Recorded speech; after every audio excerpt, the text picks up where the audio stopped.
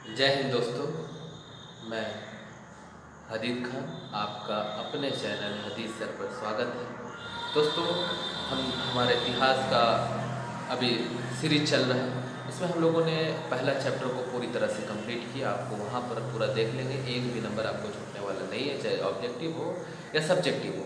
और चूँकि इतिहास एक महान विषय माना जाता है, आप वर्तमान को बिना इतिहास के नहीं समझ सकते। और बाकी तो समझने वाला तो सब कुछ समझ सकते हैं, लेकिन जो डीपली समझ जो होती है, ओरिजिनल समझ, वो आप बिना इतिहास को जाने नहीं समझ पाएंगे, है ना। वो हमने पहले भी चर्चा कर दी। तो इसमें आज हम लोग एक अजीब दूसरा चैप्टर स्टार्ट कर रहे हैं। दूसरा चैप्टर का नाम है रूस की क्रांति। रूस की क्रांति को पढ़ने से पहले 2-3 कॉन्सेप्ट हैं, आप उसको डेली, इट मीन्स हम कहते हैं कि अगर कोई पढ़ने वाला विद्यार्थी है, अखबार पढ़ता है या और भी कुछ पढ़ता है, उसको डेली ये शब्द सुनने को मिलेगा। वो शब्द है समाजवादी। और एक पार्टी भी है, कई पार्टी है समाजवादी। तो समाजवाद या समाजवादी ये क्या होता है? What is socialist, what is social, वो हम लोग पढ़ेंगे। एक होता है कम्युनिस्ट, साम्यवादी कम्युनिस्ट, वो क्या होता है, उसके बारे में हम लोग पढ़ेंगे, ये जानेंगे। और एक होता है पूंजीवादी, कैपिटलिज्म, उसके बारे में हम लोग जानेंगे। तो दोस्तों, ये वीडियो जो है आपका रूस की क्रांति को समझने का ये बेसिक कॉन्सेप्ट है, और उससे सवाल आते हैं तो उसको हम लोग पढ़ेंगे। दूसरी जो है, ये हम लोग वर्तमान जो जीवन जीते हैं उसको भी समझ पाएंगे। आप कन्हैया कुमार को जानते होंगे, बहुत बड़े कम्युनिस्ट है। तो वो कम्युनिस्ट क्या होता है, क्या उनका सिद्धांत है, हम कन्हैया कुमार को डेली सुनते हैं, लेकिन उनका थ्योरी को इंटरनल नहीं जानते होंगे, क्या वो जानना चाहते हो। वो जब तक हम कम्युनिस्ट को नहीं जानेंगे वो नहीं जान पाएंगे। तो कम्युनिस्ट को हम लोग जानेंगे। समाजवादी आप लोग सुनते होंगे, समाज में समाजवादी शब्द बहुत प्रचलित शब्द है, समाजवादी नाम पर कई पार्टियाँ हैं, तो वो चीज़ को पढ़ेंगे। सबसे पहले हम बात करते हैं तो पूंजीवाद, सबसे पहले पढ़ते हैं पूंजीवाद क्या होता है। तो पूंजीवाद को अगर हम परिभाषा के तौर पर देखें, अब समझाएंगे, पहले परिभाषा दे देते। पूंजीवाद एक ऐसी व्यवस्था है, ये आर्थिक ही व्यवस्था कहा जाता है, यानी इकोनॉमिक सिस्टम, कैसा सिस्टम होना चाहिए। एक ऐसी आर्थिक व्यवस्था है जिसमें उत्पादन के साधन, यानी कारखाना हो गया, खेत हो गया, सड़क हो गया, जितने भी संसाधन है, उस पर किसी निजी व्यक्ति यानी प्राइवेट आदमी या कंपनी का हक हो, अधिकार हो। किसका? कोई निजी आदमी, प्राइवेट आदमी या कोई प्राइवेट कंपनी। ये व्यवस्था जो है पूंजीवाद कहलाती है।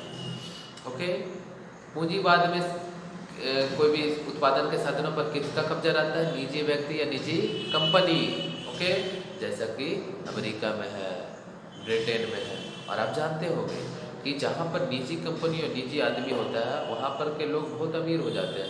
आप देखेंगे अगर टॉप 10 में, तो सबसे ज़्यादा टॉप 10 की सबसे बड़ी कंपनी अमेरिका की ही निकल जाएगी। टॉप 10 अमीर अगर निकालेंगे, बिलियनियर निकालेंगे, अरबपति, तो वो अमेरिका का ही निकल जाए। क्यों? क्योंकि वहाँ पूंजीवाद है, कैपिटलिज्म है। वहाँ के उत्पादन के साधनों पर, यानी पूरे रिसोर्सेज जो है, संसाधन, दौलत पर, वहाँ निजी व्यक्ति, निजी कंपनियों का अधिकार है। लेकिन आप कभी भी रसिया के बारे में नहीं सुने होंगे कि रसिया देखिए इतना शक्तिशाली देश है, अमेरिका भी डरता है। लेकिन ये नहीं सुने होंगे कि रसिया का कोई आदमी इतना अमीर है, कभी नहीं सुनने को मिलेगा कि रसिया का आदमी इतना अमीर होगा। आप उत्तर कोरिया को देख लें, उसका एक भी आदमी को आपने सुनेंगे कि इतना रईस है, लेकिन अमेरिका में जाइए, बिल गेट्स मिल जाएगा, जेफ बेजोस मिल जाएगा, मार्क जुकरबर्ग मिल जाएगा। तो ये सारा सिस्टम है। तो इसी पूंजीवाद में यही होता है कि दौलत पर एक निजी आदमी या कंपनी का अधिकार होता है, और इसका लाभ, इसका उद्देश्य ये होता है ज़्यादा से ज़्यादा लाभ कमाना, ज़्यादा से ज़्यादा लाभ कमाना। ये कभी भी, कतई भी समाज का हित या लोगों का हित से ज़्यादा अपना हित, अपना लाभ को ध्यान रखें। इस व्यवस्था से जो समस्याएं पैदा होती हैं वो आर्थिक विषमता, इकोनॉमिक इनइक्वलिटी, यानी अमीर बहुत रहेगा। अगर अमीर देखेंगे तो उसके पास पैसा रखने का या पैसा खर्च करने का कोई ठीक, मतलब उसके पास पैसा खर्च करने का समय नहीं रहेगा। और गरीब ऐसा देखेंगे कि उसके पास दो पैसा के लिए भी मोहताज रहे। तो ये आर्थिक विषमता होती है पूंजीवाद में। ओके, लेकिन एक बेनिफिट भी है पूंजीवाद में कि पूंजीवाद में जो है कार्यकुशलता रहती है। कार्यकुशलता का मतलब जो है काफ़ी गतिशीलता रहती है, मोबिलिटी रहती है, तेजीपन रहता है, और बढ़ने का, आगे तरक्की करने का हर आदमी में एक जज्बा रहता है। ये पूंजीवाद की एक खासियत है। खैर, हम ये एक व्यू है और मैं सबके बारे में बताऊंगा। उसके बाद आप एक कंक्लूज़न करके आप किसको लाइक करते हैं वो कमेंट बॉक्स में बताएंगे। तो ये हमारा पूंजीवाद था। और पूंजीवाद का जो जनक है उसका जनक जो है वो एडम स्मिथ, एक अर्थशास्त्री हुए। उनका बुक है लेसेज फेयर। लेसेज फेयर जो है लेसेज फेयर का सिद्धांत दिए मुक्त व्यापार का। उनका वेल्थ ऑफ नेशन उनका किताब है, वेल्थ ऑफ नेशन, राष्ट्र का दौलत, राष्ट्र का धन, उसी राष्ट्र का संपत्ति, उसी बुक में उन्होंने पूंजीवाद का सिद्धांत दिया। दूसरा है समाजवाद, सोशलिस्ट, समाजवादी पार्टी, मुलायम सिंह यादव। तो वो क्या होता है समाजवाद? और हम लोग के संविधान में भी लिखा है, हम भारत के लोग भारत को एक संपूर्ण प्रभुत्व संपन्न समाजवादी पथनिरपेक्ष लोकतंत्रात्मक गणराज्य बनाने के लिए। तो ये जो समाजवादी है इसके बारे में हम लोग समझते हैं। समाजवादी का मतलब है कि पूंजीवाद रहे या कुछ भी रहे, उससे मतलब नहीं। समाज में जो है समता रहे, इक्वलिटी रहे, बराबरी रहे, जो पिछड़ा, जो अमीर है और गरीब है उसके बीच खाई ना के बराबर रहे, ना रहे तो बेहतर है, ना के बराबर रहे। शिक्षा सभी को मिले, रोजगार सभी को मिले, रोटी सभी को मिले, स्वास्थ्य सभी को मिले। तो ये सारी व्यवस्था किसी प्रकार का सरकार शिक्षा के लिए सरकारी धन दे, स्वास्थ्य के लिए अस्पताल बनाए, तो ये व्यवस्था जो है समाजवादी कहलाता है। क्या कहलाता है? समाजवादी। समाजवादी जो है ना ये पूंजीवाद है और ना ये साम्यवाद है, यानी कम्युनिस्ट है। ये सोशलिस्ट, ये बीच का है, ये बीच का सिद्धांत है समाजवादी। तो आप कहेंगे कि भारत में तो सरकारी अस्पताल है, जी हाँ है, सरकारी हॉस्पिटल भी है, जी हाँ है, सरकारी स्कूल भी है, जी हाँ है, लेकिन क्या यहाँ प्राइवेट नहीं है? हाँ, वो प्राइवेट भी यहाँ है, प्राइवेट बैंक है, प्राइवेट आपका इंश्योरेंस कंपनी है, प्राइवेट स्कूल है, प्राइवेट एवरीथिंग प्राइवेट भी है, गवर्नमेंट भी हॉस्पिटल भी गवर्नमेंट है, प्राइवेट भी है। तो ये जो व्यवस्था है भारत में तो पूंजीवाद भी है और समाजवाद भी है। इसीलिए भारतीय अर्थव्यवस्था को क्या कहा जाता है? मिश्रित अर्थव्यवस्था, मिक्स्ड इकोनॉमी। मिश्रित अर्थव्यवस्था, ना भारत पूंजीवाद है ना समाजवाद है, यानी भारत में दोनों की व्यवस्था है। तो भारत एक क्या है? मिश्रित अर्थव्यवस्था को धारण। अब हम चलते हैं कम्युनिस्ट के बारे में। कम्युनिस्ट क्या होता है? What is communist? तो सबसे पहले कम्युनिस्ट जो उसका जनक है वो माना जाता है, या उस शब्द का जनक जो है रॉबर्ट ओवेन। सबसे पहले जो है रॉबर्ट ओवेन को माना जाता है। सेंट साइमन समाजवाद का शब्द सेंट साइमन ही सबसे पहले प्रयोग किए थे। सेंट साइमन है, रॉबर्ट ओवेन है, ये सब एक कैटेगरी का पहले वाले थे। लुई ब्लॉम है। तो ये सब महान समाजवादी हुए, साम्यवादी हुए, कम्युनिस्ट हुए। ये चाहते हैं कि उत्पादन के साधनों पर समता तो होनी चाहिए, लेकिन समता तभी होगी जब जो है पूरे संसाधन पर राज्य का कंट्रोल, स्टेट का, सरकार का कंट्रोल हो। जब चाहे प्राइवेट स्कूल बंद कर दे, पूरा सरकारी स्कूल चलाए, पूरा सरकारी हॉस्पिटल चलाए, यानी पूरी तरह से जो है आदमी निजी प्राइवेट कुछ ना करे, पूरा का पूरा चीज़ सरकार का रहे, सरकार सुविधा दे, सरकार रोजगार दे, सरकार सब कुछ करे, सरकार उत्पादन करे, सरकार फैक्ट्री लगाए। ये सब कुछ है कम्युनिस्ट का, जो कि अभी रसिया में है। चीन में था, लेकिन अभी चीन में जो है दोनों चीज़ को मिक्स कर दिया गया है। आपको क्यूबा में मिलेगा, आपको उत्तर कोरिया में मिलेगा, ये सारा थ्योरी है। तो ये कम्युनिस्ट का है। और कम्युनिस्ट का जो सिद्धांत को बहुत दुनिया में वैज्ञानिक समाजवाद शब्द को जो लाए हैं वो है कार्ल मार्क्स। उनका बहुत बड़ा योगदान था इस चीज़ को लाने में। तो अब ये जो हमारा वीडियो है, अब कार्ल मार्क्स के बारे में थोड़ा सिद्धांत बताते हैं। कार्ल मार्क्स का जन्म जो है जर्मनी में हुआ था, यहूदी परिवार से था। इन्होंने जो है, उनका विवाह 1818 में जन्मे, 1843 में इनका विवाह जेनी से हो गया, जेनी नामक औरत से। फिर ये पेरिस गए, पेरिस में इन्होंने पढ़ाई किया। 1844 में इनका मुलाकात एक फ्रेडरिक एंगल्स से हुई, ये बहुत बड़े अमीर थे। उन्होंने उसके बाद उन्होंने देखा दुनिया में जो है, जब औद्योगिकरण आया तो उद्योग से दो वर्ग पैदा हुए। एक हो गया पूंजीपति यानी कारखाना का मालिक, एक कारखाना का मजदूर। तो कारखाना का मजदूर का स्थिति को देखे, कितना काम के घंटा लिया जाता है, इतना सारा उनसे काम लिया जाता है, लेकिन उनका जीवन स्तर काफ़ी नीचा है, स्लम एरिया में रहते हैं, गंदे बस्ती में रहते हैं, रहन सहन अच्छा नहीं है। तो उसने, और शोषण भी करते हैं मालिक, जितना काम ले तो उतना सैलरी नहीं देते। तो ये सारा सिचुएशन जो है उसके सामने आ रहा था। तो उसने जो है 1848 में एक जो लिखा, दास कैपिटल नहीं, 1848 में जो है उन्होंने कम्युनिस्ट मैनिफेस्टो जारी किया।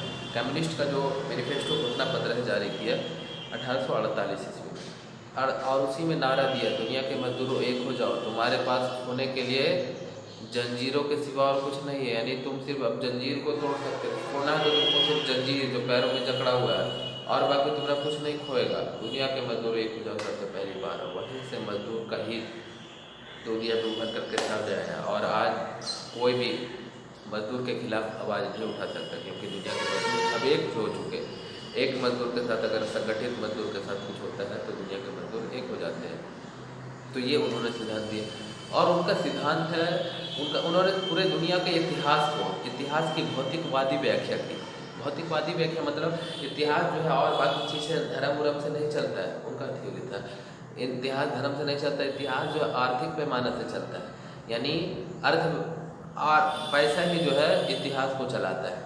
उन्होंने दुनिया में दिया द्वंद्व भौतिकवाद का सिद्धांत, यानी हर टाइम में, इतिहास में जितना भी टाइम आया, हर टाइम में जो है पैसा के लिए जो है लड़ाई हुआ, आर्थिक मामला के लिए लड़ाई हुआ, और इसमें एक शोषक रहा, यानी शोषण करने वाला, एक शोषित रहा, यानी जिसका शोषण होता है, यानी जिसके साथ जो है जिसका शोषण होता है। शोषण मतलब होता है जुल्म करने वाला, एक मजलूम रहता है, यानी जिस पर जुल्म किया जाता है, जिस पर अत्याचार किया जाता है। तो जैसे उन्होंने बोला कि पहले ज़माना में जो था दास और मालिक था, दास और मालिक, एक मालिक शोषण करता था और एक नीचे दास रहता था, गुलाम रहता था। फिर धीरे धीरे जो है धीरे धीरे आगे बढ़ते गया इतिहास। उसके बाद जो है पूंजीवाद, कारखाना का मालिक जो है पूंजीपति श्रमिक के साथ जो है शोषण करने लगे। इसीलिए शोषण जो है हमेशा से इतिहास में चलते आ रहा है। लेकिन दुनिया में एक बार ऐसा आएगा कि जो है दुनिया वर्ग संघर्ष का सिद्धांत है कि हमेशा वर्ग में जो शोषण और शोषक और शोषित है उसके बीच हमेशा जो है संघर्ष होते रहा।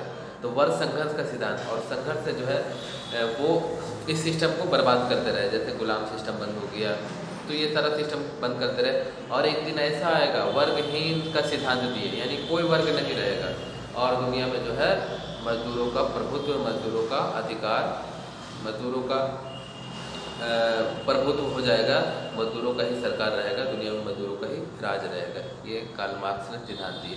हालांकि वो मर गए, उनका सिद्धांत ज़्यादा सफल नहीं हो पाया उनके जीते जी, लेकिन उनका सिद्धांत चूँकि बोला जाता है, गांधी जी भी बोले थे कि गांधी मर सकता है लेकिन उनके शब्द, उनके विचार नहीं मर सकते। वही हुआ, वो भी मर गए, उनका विचार जिंदा रहा, और उसी विचार को लेनिन रूस का पिता, लेनिन पढ़ते गए और उसी विचार को रसिया में 1917 में क्रांति कर दिए। वहाँ के जार शाही सत्ता, वहाँ का जार था, जार निकोलस द्वितीय, वहाँ के राजा को जार कहा जाता, उनको उखाड़ फेंक दिए, और दुनिया का पहला देश रसिया, जो कि कार्ल मार्क्स के सिद्धांत पर वो देश का निर्माण हुआ।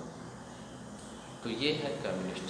और कन्हैया कुमार जो है, इनका जो कम्युनिस्ट का विचारधारा है, ये यही चाहते हैं कि पूंजीपति के अधिकार में नहीं रहे। जैसे वो देखेंगे कि रेलवे का अगर निजीकरण होता है तो विरोध करते हैं।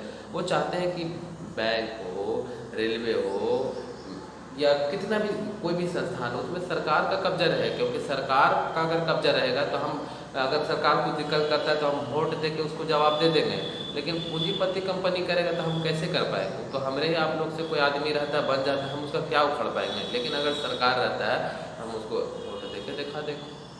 तो ये उनका मत है, उनका मत है कि सभी जो है संसाधनों पर राज्य का अधिकार हो, प्राइवेटाइजेशन जो है, निजीकरण जो है उसको बंद कर दिया जाए।